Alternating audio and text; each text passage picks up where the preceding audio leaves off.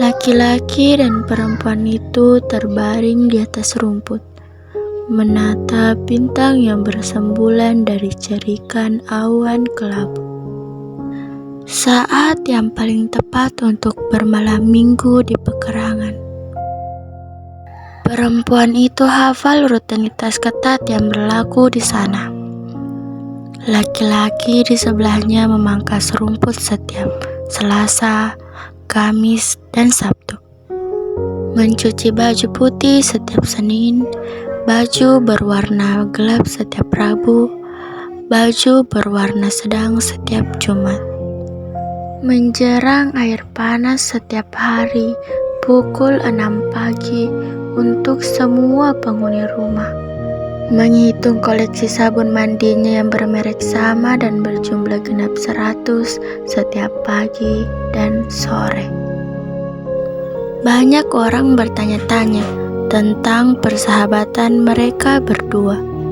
Orang-orang penasaran tentang topik obrolan mereka dan apa kegiatan perempuan itu selama berjam-jam di sana. Sudah jadi pengetahuan umum bahwa ibu dari laki-laki itu yang mereka sebut Bunda sangat pandai memasak. Rumah Bunda yang besar dan memiliki banyak kamar adalah rumah indekos paling legendaris. Bahkan ada ikatan alumni tak resmi dengan anggota ratusan dipersatukan oleh kegilaan mereka pada masakan Bunda. Setiap lebaran, Bunda memasak layaknya catering pernikahan, terlalu banyak mulut yang harus diberi makan. Namun, jika cuma akses tak terbatas atas masakan Bunda, yang jadi alasan persahabatan mereka berdua, orang-orang tidak percaya. Laki-laki itu, yang biasa mereka panggil abang, adalah makhluk paling dihindari di rumah Bunda. Nomor 2 sesudah blasteran Doberman yang galaknya di luar akal, tapi untungnya sekarang sudah ompong dan buta. Abang tidak galak, tidak menggigit, tapi orang-orang sering dibuat habis akal jika berdekatan dengannya. Setiap pagi dia membangunkan seisi rumah itu dengan ketukannya di pintu dan secerek air panas untuk mandi. Dia menjemput baju-baju kotor dan bisa ngadat kalau disetorkan warna yang tidak sesuai dengan jadwal mencucinya.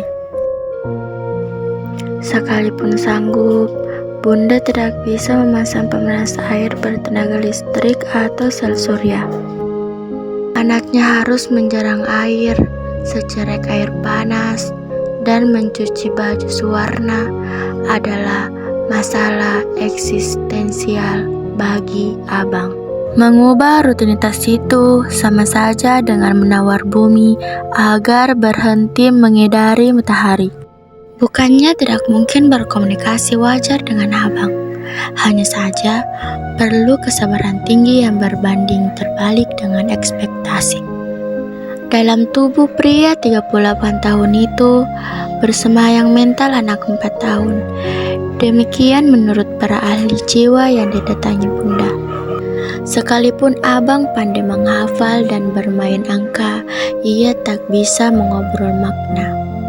Abang gemar mempreteli TV, radio, bahkan mobil, lalu merakitnya lagi lebih baik daripada semula.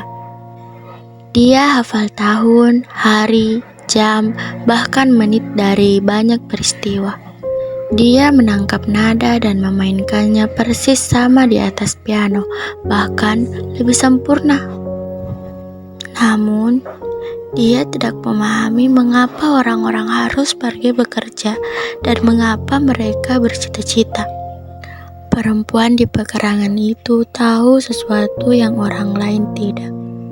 Abang adalah pendengar yang luar biasa. Perempuan itu bisa bebas bercerita masalah percintaannya yang berjubel dan selalu gagal. Tidak seperti kebanyakan orang, abang tidak berusaha memberikan solusi. Abang menimpuli keluh kesahnya dengan menyebutkan daftar album, Genesis, dan tahun berapa saja terganti pergantian anggota. Gerutuannya pada kumpulan laki-laki brengsek yang telah menghancurkan hatinya dibalas dengan gumaman simfoni Beethoven dan tangan yang bergerak-gerak memegang ranting kayu bak seorang konduktor. Abang tidak bisa beradu mata lebih dari 5 detik, tapi sedetik pun abang tidak pernah pergi dari sisinya. Ia pun menyadari sesuatu yang orang lain tidak. Laki-laki di sampingnya itu bisa jadi sahabat yang luar biasa. Barangkali segalanya tetap sama jika Bunda tidak menemukan surat-surat yang ditulis abang. Untuk kali pertamanya, anak itu menuliskan sesuatu di luar grup musik art rock atau sejarah musik klasik. Ia menuliskan surat cinta. Kumpulan kalimat tak tertata yang bercampuran dengan menu makanan Dobby, blasteran Doberman yang tinggal tunggu ajal. Tapi Bunya tahu itu adalah surat cinta. Barangkali segalanya tetap sama jika adik abang, anak bungsu Bunda, tidak kembali dari merantau panjang di luar negeri. Sang adik, kata orang-orang, adalah hadiah dari Tuhan untuk ketabahan Bunda yang cepat bercanda. Disusul musibah yang menimpa anak pertamanya, seorang gadis yang bahkan tak sempat lulus SD, yang meninggal karena penyakit langka dan tak ada obatnya. Lalu anak keduanya, abang, mengidap autis pada saat dunia kedokteran masih awam soal autisme, sehingga tak pernah tertangani dengan baik. Anak bungsunya yang juga laki-laki menurut orang-orang adalah figur sempurna. Ia pintar, normal, dan fisiknya menarik. Ia hanya tak pernah di rumah karena sedari remaja meninggalkan Indonesia demi bersekolah. Barangkali sang adik tetap menjadi figur yang sempurna jika saja ia tidak memacari perempuan satu-satunya yang dikirimkan surat cinta oleh kakaknya.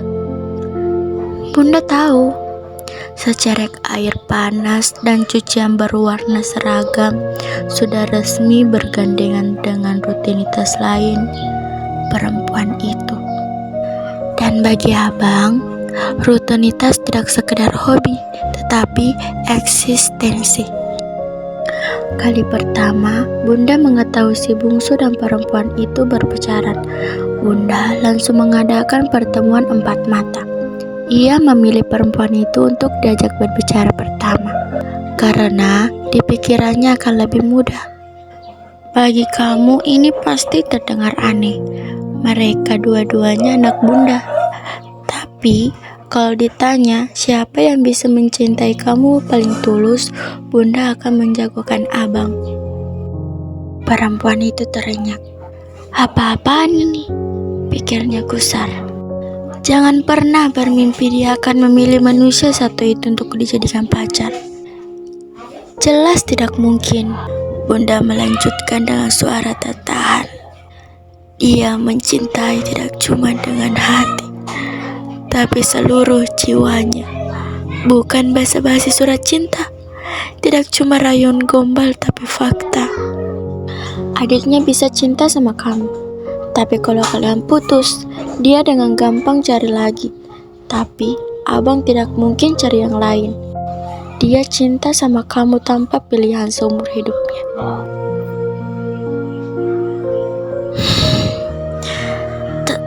Tapi Bunda bukan malaikat yang bisa baca pikiran orang. Bunda tidak bisa bilang siapa yang lebih sayang sama saya. Tidak akan ada yang pernah tahu. Saat itu mata Bunda berkaca-kaca. Begitu juga dengan matanya. Tak lama mereka menangis berdua. Namun, ia tahu perbedaan dirinya dengan Bunda. Bagi perempuan itu, cinta tanpa pilihan adalah penjara. Ia ingin dirinya dipilih dari sekian banyak pilihan, bukan karena ia satu-satunya pilihan yang ada. Masih sambil berbaring, dengan punggung tangannya, perempuan itu mengusap-usap rumput. Lengannya bergerak lambat dan gemulai seolah menarikan tari perpisahan. Ia akan menjadi malam minggu terakhirnya di pekarangan serapi lapangan golf. Semalam mereka bicara bertiga. Dia, Bunda, dan si bungsu. Dia tidak bodoh. Bunda, saya tahu dia tidak bodoh. Dia akan segera tahu kalian berpacaran. Mami, lebih baik dia tahu sekarang daripada nanti setelah kami menikah. Bunda melengakkan kepala dengan tatapan tak percaya. Bagi abangmu, apa bedanya sekarang dan nanti? Kamu tidak mungkin sembunyi-sembunyi seumur hidup. Anak laki-lakinya setengah berseru. Kalau perlu kalian harus bersembunyi-sembunyi seumur hidup, balas Bunda lebih tegas. Ini tidak adil, ini tidak masuk akal, protes anaknya lagi. Jangan bicara soal adil dan masuk akal. Aturan kamu, aturan kita tidak berlaku bagi dia, desis Bunda. Kamu tidak tinggal di rumah ini, kamu tidak mengenalnya seperti Mami.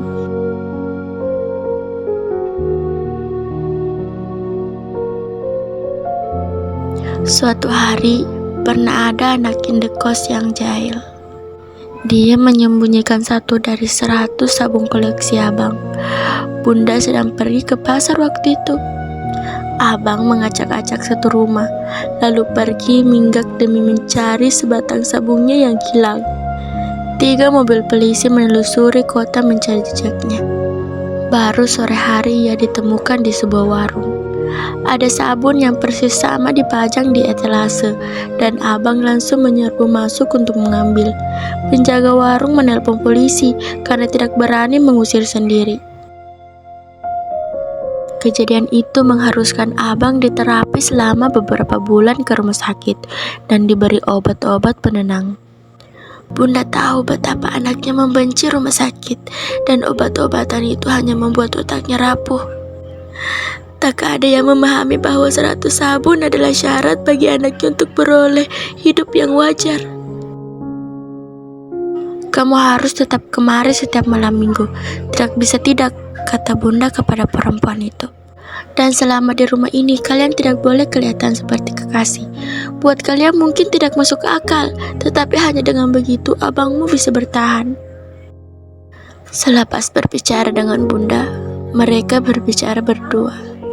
Mereka sepakat untuk selama-lamanya pergi dari kehidupan rumah itu. Tidak mungkin mereka terpenjara setiap minggu di sana. Mereka menolak menjadi bagian dari ritual menjerang air, cuci baju, dan 100 sabun. Di pekarangan dengan tinggi rumput seragam, perempuan itu mengucapkan selamat tinggal di dalam hati.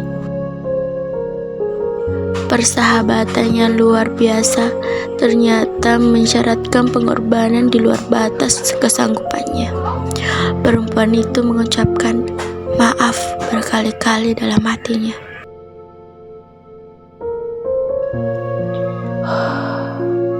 Sejenak lagi, malam minggu terakhir mereka usai. Bunda menangis setiap malam minggu. Tidak pakai air mata karena ia tidak punya cukup waktu. Ia menangis cukup dalam hatinya. Semua anak indekos kini menyingkir jika malam minggu tiba. Mereka tidak tahan mendengar suara lolongan, barang-barang diberantakin, dan seseorang yang hilir mudik gelisah mengucap satu nama seperti mantra, menanyakan keberadaannya. Kalau beruntung, abang akhirnya kelelahan sendiri, lalu tertidur di pangkuan ibunya. Kalau tidak, sang ibu terpaksa menutup hari anaknya dengan obat penenang. Pada setiap penghujung malam minggu, Bunda bersandar kelelahan dengan bulir-bulir besar peluh membasahi wajah. Anak yang berbadan 2 kali lebih besar tertidur memeluk kakinya erat-erat. Selain dengkuran dan nafas anaknya yang memburuk, Tidak ada suara lain di rumah besar itu. Semua pergi. Dobby telah mati. Bunda tak bisa dan tak merasa perlu mengutuk siapa-siapa. Mereka yang tidak paham dahsyatnya api akan mengobarkannya dengan sembrono. Mereka yang tidak paham energi cinta akan meledakkannya dengan sia-sia. Perempuan muda itu benar. Dirinya bukan malaikat yang tahu siapa lebih mencintai siapa dan untuk berapa lama.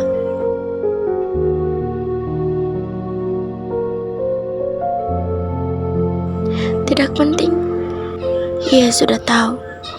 Cintanya adalah paket air mata, keringat, dan dedikasi untuk merangkai jutaan hal kecil agar dunia ini menjadi tempat yang indah dan masuk akal bagi seseorang. Bukan baginya. Cintanya tak punya cukup waktu untuk dirinya sendiri. Tidak perlu ada kompetisi di sini. Ia dan juga malaikat tahu siapa juaranya.